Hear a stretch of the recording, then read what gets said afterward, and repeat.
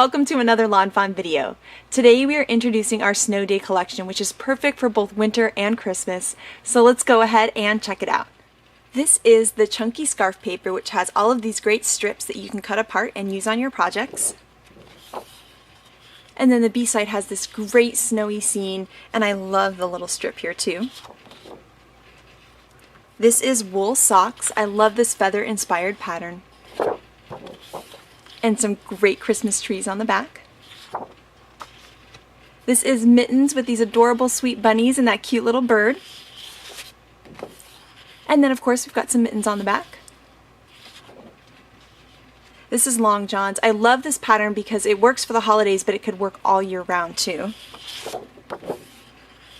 And same as this ledger, you could use it year round or you could use it including the heart here, which is so great for winter. Here's another great year-round paper. I love this music. This is earmuffs. And then my absolute most favorite paper of the collection is this great snowy scene. Here's Peacoat, a great text paper, and a wonderful stripe at the bottom.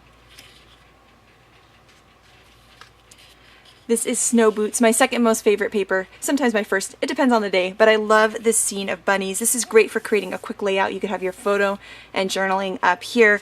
It's also great for cards, just using this whole cute scene.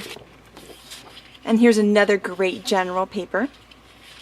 This is Beanie, and it's full of all of these great tags that are perfect for adding to holiday gifts. And I wanted to show you how our tag Urit die, the largest one, coordinates. So all you have to do is just line it up over any of these sweet little tags, or you could cut them out too.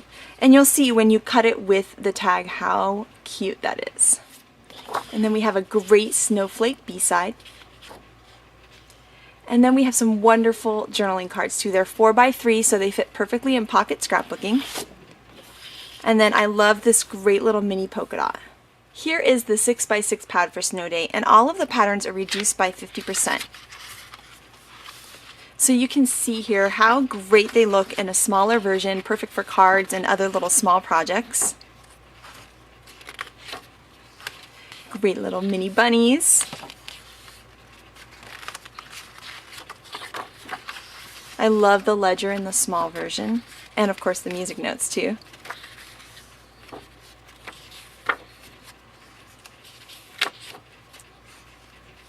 And then that great little scene paper.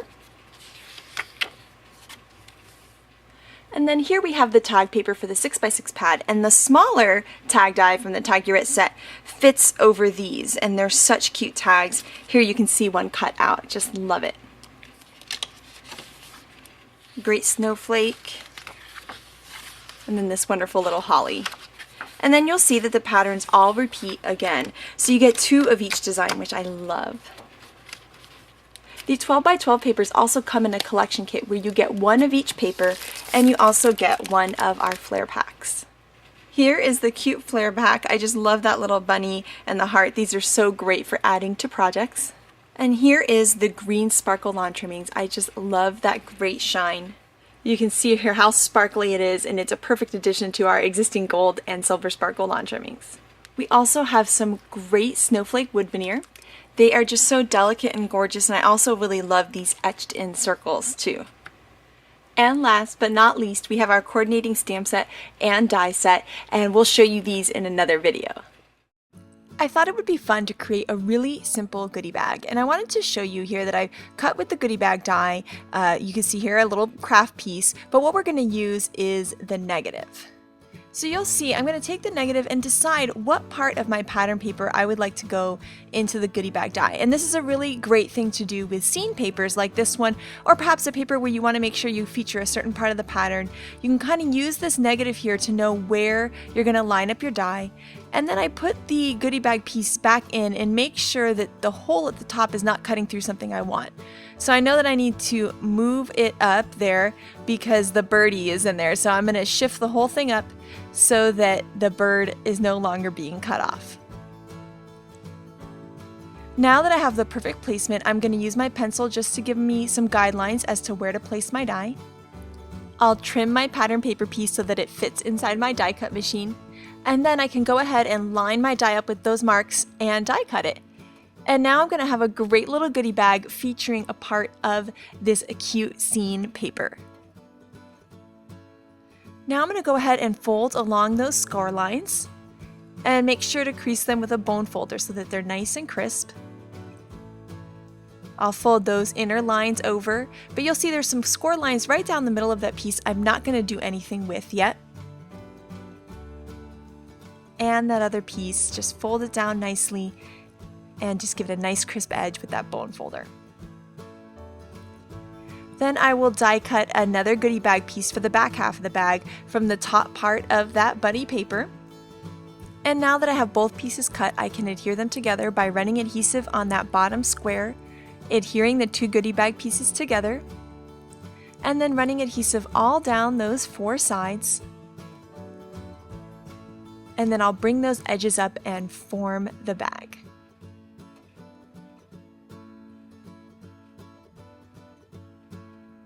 Then I'll line up the other part of the bag and push down in there just to make sure that I secure those edges.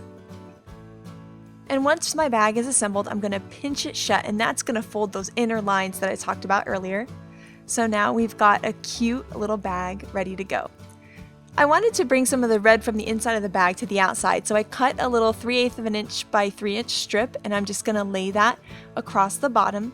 And I'll do the same thing on the other side of the bag just to keep some continuity between the two. Then I'm going to go ahead and use some of that green sparkle lawn trimmings and tie a cute bow at the top.